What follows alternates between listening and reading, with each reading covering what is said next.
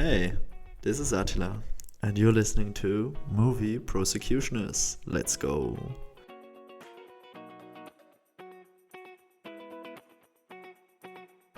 Okay, yeah. Today's topic is Twilight. uh, if you would have asked me a few months ago if I would ever talk about Twilight in a movie podcast that I would create, I would say no, fuck, no. I mean, um, Twilight is an interesting subject, and actually, I was watching a video about that. I don't remember exactly how I came to this point to watch a video about Twilight, but it was really fascinating. And to be honest, for me, for my generation, Twilight was so incredibly not, I wouldn't say important, but in the same way it was so present.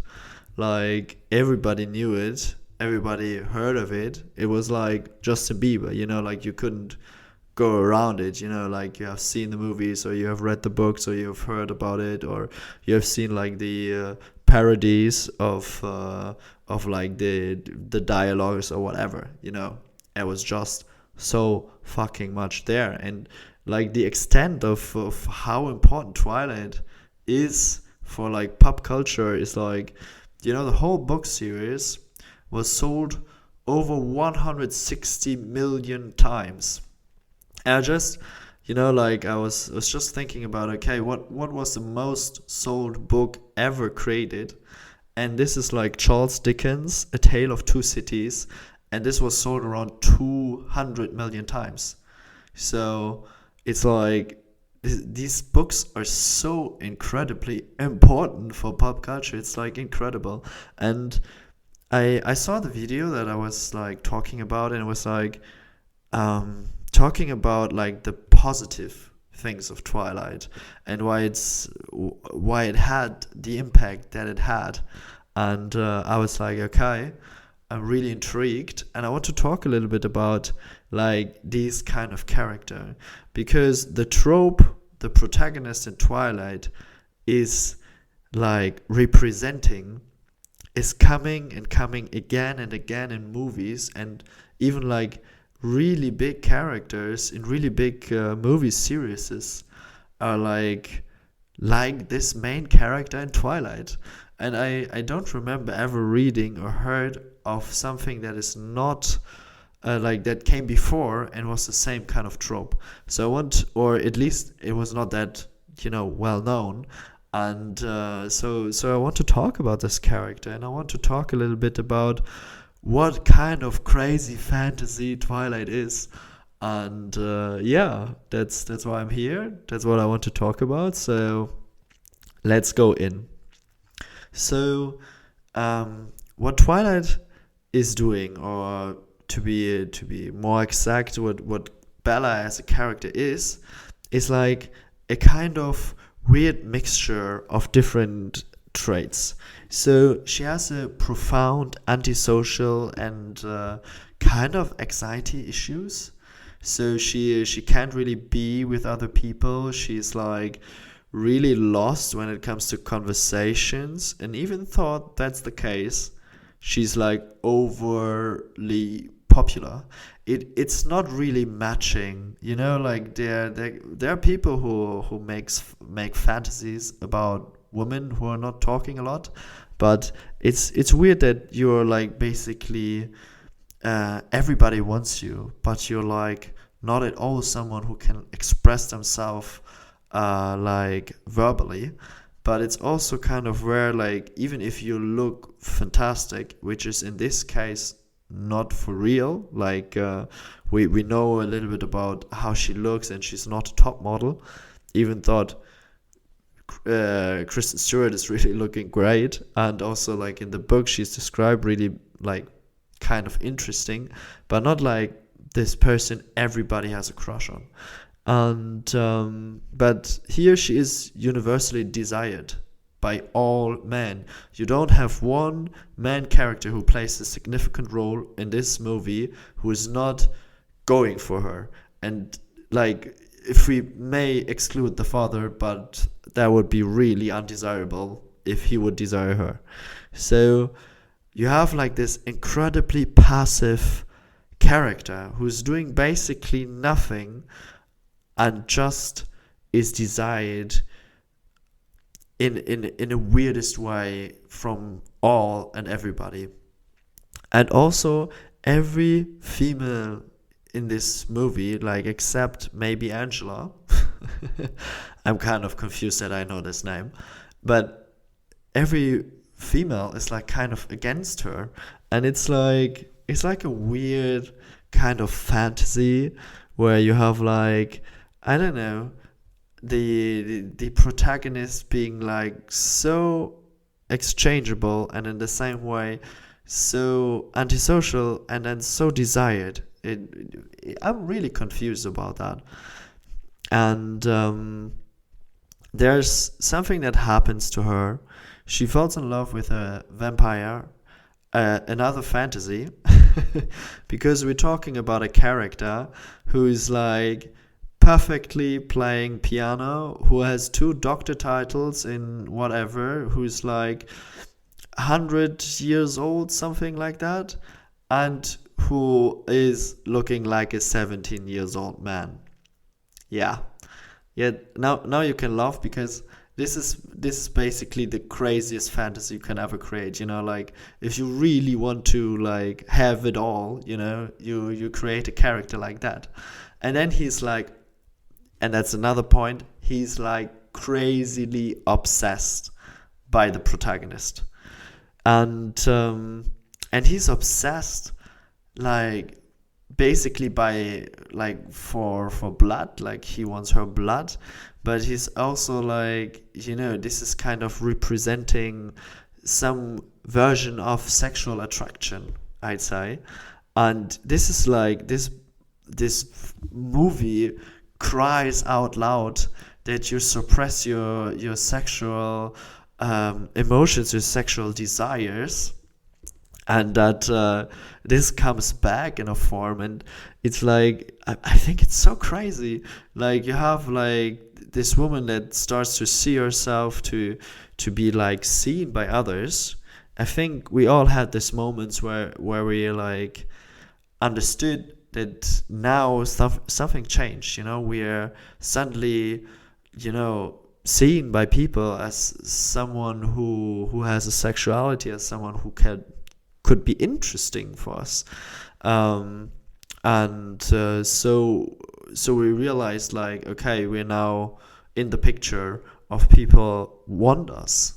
And here this is kind of why it resonates with us. Like I think Twilight is a lot about people who have not been seen and then engage and be thrown in their first sexual tension that they have. And that's basically both of them. Like for the male lead, for Edward, it's like this like overly like suppressed, not wanting to hurt feeling that he has for the female protagonist, the female lead, Bella. And it's like they desire each other so much and they can't be together. And this is kind of like so crazy, and they do so many mistakes, like relationship mistakes, because they have like this kind of barrier between them. She does not know what she does, and he thinks he's not allowed to do what he wants, and also he's not really knowing what he does as well. So there we come to like kind of the big problem. So it resonates with us because there's like this first time we actually being seen, and we actually desire something, and we want to engage, and we want to have this person. And at the same time, they do some really weird, I don't know, like things I don't like in a relationship. So, for example, like Edward tries to hide all the time the information, wants to give bits and bits, not like the whole steak. just like pieces, so that she, like, in the way he wants to be interesting for her, and he's like trying to even gaslight her out of the impression that she has, like, her experience herself. Gaslighting is the idea that you make the other one doubt their own reality, and this is part of their relationship. And this is not good. And also, like, the way they are so absolutely sure that this is like the person of their life. We will see in the movies that are coming after the first one that there's an absolute obsessive way that they're interested in each other. So she basically will hurt herself and try to go in more and more self-hurting situations so that he's coming back, so that she can feel something again. So basically she tries to blackmail him to come back because she knows he has still feelings for her. And this is like the absolute opposite of how you should, like, go into a relationship and how you should appreciate each other. For me, like, my idea of a good relationship is like both of you are an addition for each other's life. So, like, obviously a relationship is also a compromise. I talked about that in the second episode. Listen to it, it's really good. But here I just want to say, like, that a relationship should be a plus. Like, you are happy to be in a relationship, and obviously there are 24 hours a day, so the amount of things that you can do per day are reduced. And a relationship, for my part, should just reduce what you want to do by the possibilities that are not as important as a relationship, or as the compromise that you are doing with your relationship. So I, for my part, had never a problem to, like, not be sexually or emotionally engaged with other people while I had my relationships, because, like, for me, that was not a part that I missed because I had the relationship. If you would miss that and a relationship would mean that you can have it, it would not be like a plus for me anymore, and I would not have this kind of relationship. And that's why I think this is, like, kind of complicated if you kind of blackmail the other person of what they will actually normally do. And yeah, that is what they do all the time, and they lie to each other, they blackmail, they gaslight. This is kind of, difficult for me to accept as a good love story. And obviously, like, the author was creating something that resonates with a lot of people. 160 million sold copies. That is absolutely incredible to have this kind of attention to this topic. And that's another subject I want to talk about. Like, in the movie series, they're like everybody is interested in her, and she doesn't know how to deal with this attention. And I think to deal with attention, too much or not enough, is, like, really hard for me personally, but also for, like, people I've seen in my life.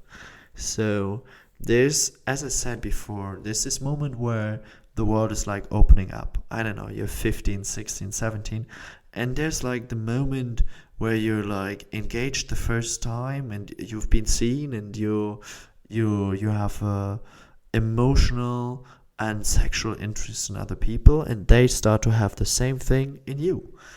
And why this is so problematic is that there's a difficulty to deal with these kind of emotions. I've seen people who cannot decide whom they are interested in, because they don't know, because a lot of how they see their self-value is through this attention of other people. They learned that this is like the way you value yourself. And to some extent, I think the valuation of others is part of your own evaluation of yourself, but there should never be the only one, and it should never be the ones of strangers. It should be the ones of people close to you, and people who are like there for you a long time. And the moment the world is opening up, you have to like kind of reorder who is important and what is important. And this is especially if you have this kind of desire for other people, or other people for you. You can see it in Edward and Bella's dynamic. They kind of throw away so much of other people's like important opinions, like Bella about her dad, about her mother, Edward about like his family. Like he's endangering them because he's so interested in this woman who is dying in the next, I don't know, 80 years, most certainly. And keep attention to yourself. This may be in this movie, this may be like this kind of desire that they have right now. Maybe it's not existing in a few months or years anymore, and they do a commitment for eternity. And I think this is very problematic, and people should like communicate properly what they want and see this greater picture for themselves. And every time you're like obsessed by something is not getting out of your mind, something is hurting you that you're not there with this person, like jealousy and so on. Like this is normal that you experience a certain way of uncomfortable feelings in your life, but being like not able to live without another person is not the way love should work. And obviously I think, a relationship may not be always love, but as I said, a relationship should be a plus for both, and I think love should be a plus for both. And what they have, I don't know, but I don't think this is what you're supposed to have. Yeah, I mean, pretty deep for a Twilight kind of review, I think. So I hope you still enjoyed what I had to talk about, what I had to say about Twilight, and that you're tuning in next time when I'm not talking about Twilight anymore. And that's it for me today. I hope you stay tuned and see you next time. So, bye.